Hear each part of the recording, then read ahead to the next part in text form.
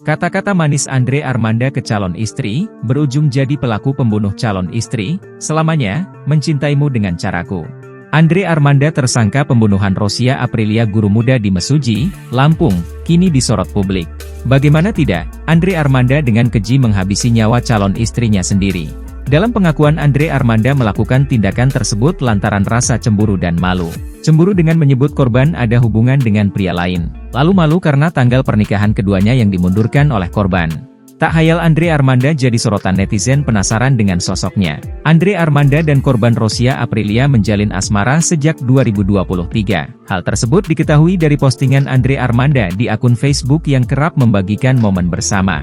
Adapun Andre Armanda memiliki pekerjaan sebagai marketing di sebuah koperasi peminjaman uang. Postingan terakhir dimuat Andre Armanda menguak betapa bucinnya terhadap korban. Andre Ardaman menuliskan janji mereka berdua, yang mengaku tidak akan saling meninggalkan satu sama lain.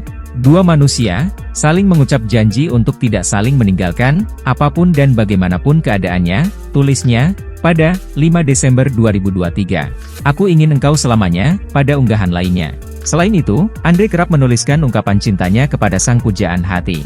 Aku ingin mencintaimu dengan caraku, sampai kata yang sudah kehilangan maknanya, sampai daksa sudah kehilangan sukmanya, tulisnya di unggahan potret kebersamanya.